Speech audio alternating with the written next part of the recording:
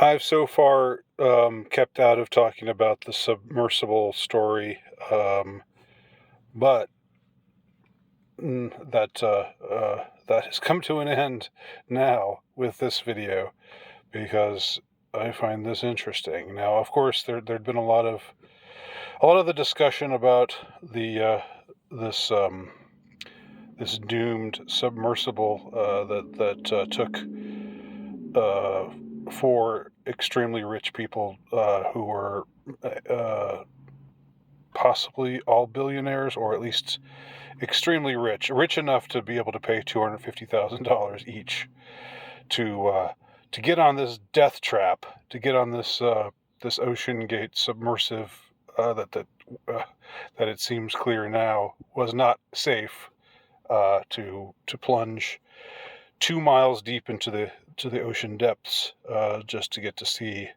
the ruins of the Titanic. Um, so yeah, there's a lot to be said about that.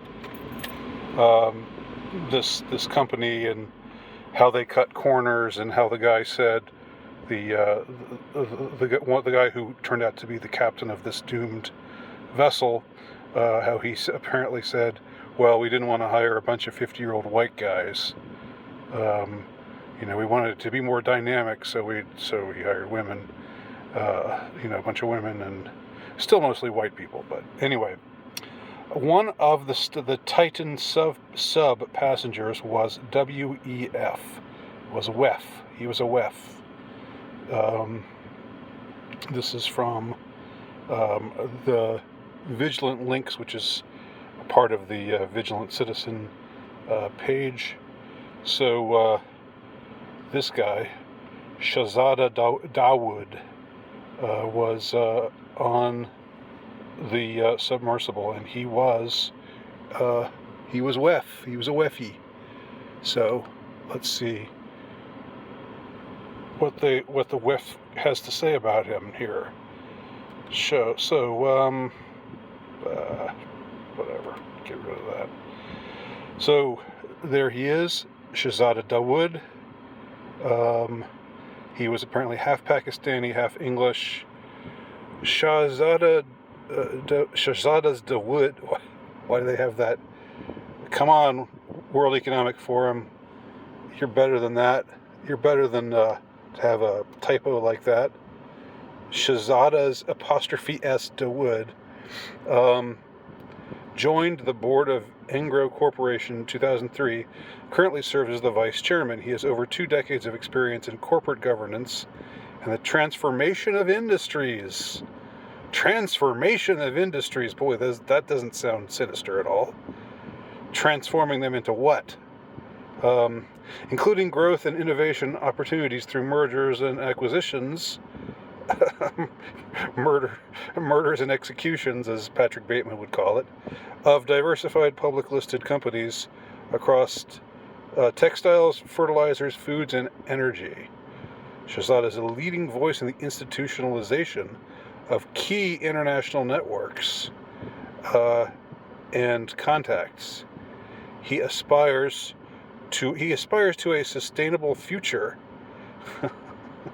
All right.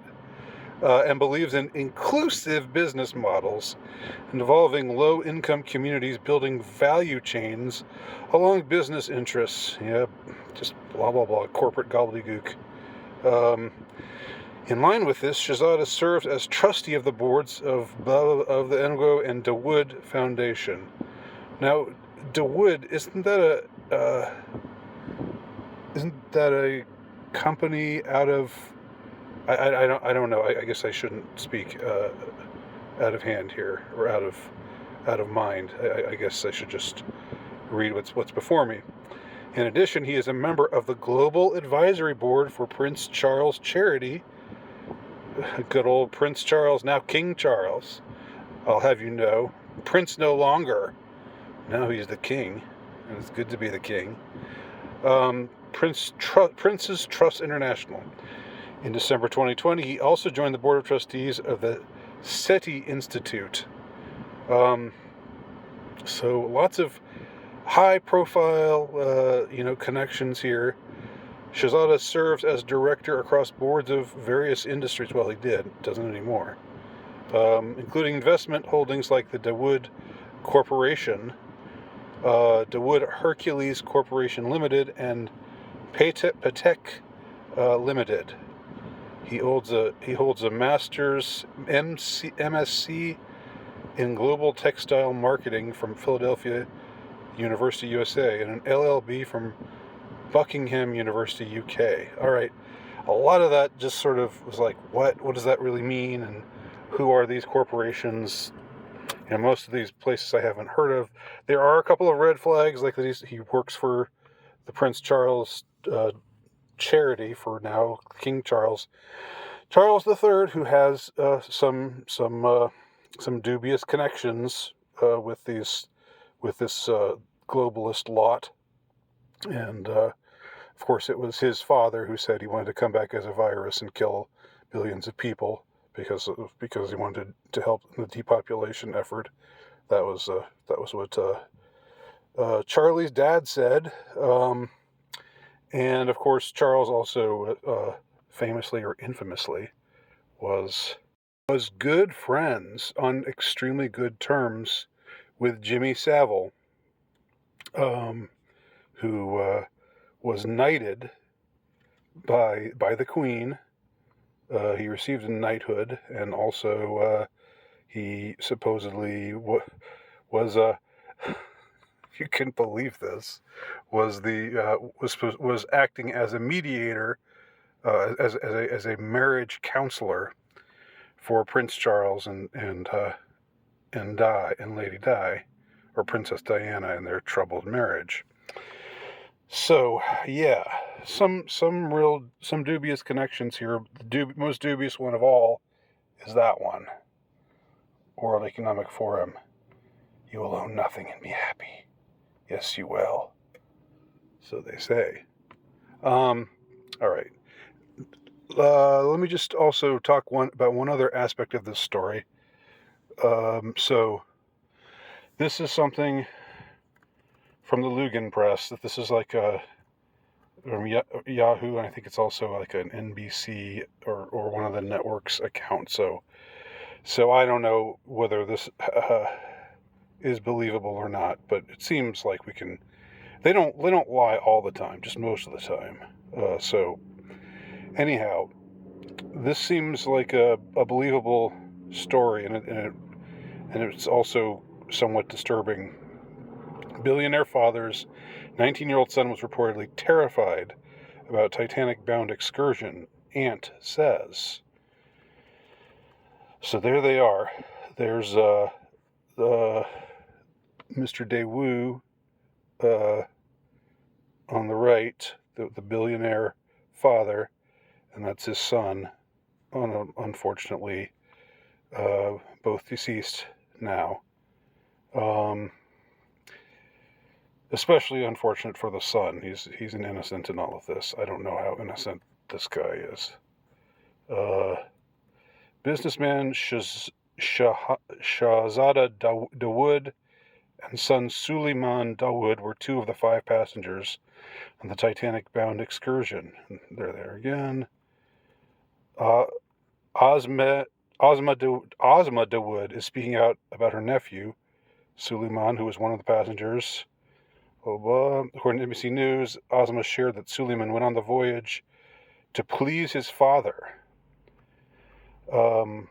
She said, "I'm thinking of Suleiman, who is 19, in there, perhaps gasping for breath. It's been crippling, to be honest." Now we know that they weren't really just like 2 miles deep, stuck on a plank of the Titanic, just running out of oxygen. That actually the vessel just imploded. Apparently, that's what they're telling us now. So Shahzada had a passion for the Titanic from a young age. That's so gay. If he saw the movie and said, yeah, and that was how he got interested in the Titanic, then man, I don't know. You sounding gay to me. Because that movie sucked. But anyway, the girlies liked it, but You had to sort of trade in your man card if you were a man and you liked it.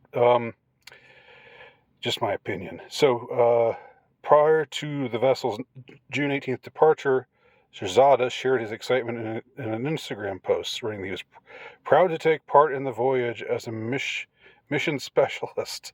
Oh boy, I bet there's some interesting. I almost want to click on that. I would click on that, but gotta stick with the story here. So he says, he wrote in his Instagram post, due to the worst winter in Newfoundland in 40 years, this mission is likely to be the first and only manned mission to the Titanic in 2023. Blah, blah, blah. We have a lot of preparations and briefings to do. So he's all excited about seeing, going 2.5 miles down into the depths of the ocean to see the ruins of the Titanic. Because he was so entranced by Rose and what's his name, Jack and Rose's romance, where Rose let Jack freeze to death in the ocean. Now that's true love. When you let your man just freeze to death in the ocean. When you let him sacrifice his life for you. While you stay on the raft and you're saved, and then you live a long life afterwards. That's true love. Anyway, I'm getting a little bit off topic here. Since the trip was scheduled to depart on Father's Day, Suleiman reportedly decided to go. That's the boy. That's the 19-year-old. It's the kid. I mean, we can still call him a kid. He's 19. Reportedly decided to go on the trip reluctantly after having shared with a relative that he wasn't up for it and felt terrified. This is according to the aunt, and what she explains to NBC News. So he's like, yeah, okay, Dad, I'll go along with you, I guess. I guess I'll do this. Yeah, it sounds like fun to me. And there they are, and now they're no longer with us. And again, I feel sorry for him. Not so sorry for him because he was affiliated with WEF, which means he was a bad guy in all likelihood. So interesting aspect of this whole thing. What do y'all think? Speculation. I mean, could there be?